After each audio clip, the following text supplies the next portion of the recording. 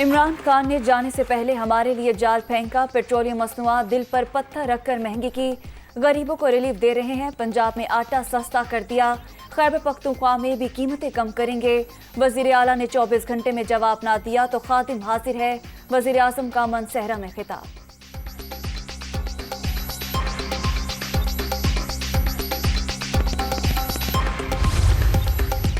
डट कर खड़ा होने वाले का दावेदार जरदारी और नवाज शरीफ के पांव पड़ गया। सुपर पावर को धमकियां देने वाला पेशावर के बंकर में छुप कर बैठा है।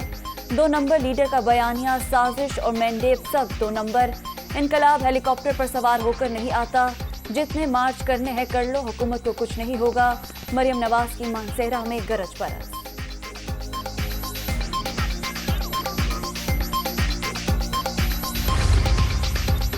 और हकीकी आज़ादी की जंग जहाद है, जब तक जिंदा हूं चोरों के खिलाफ जिद्दोजहद जारी रहेगी।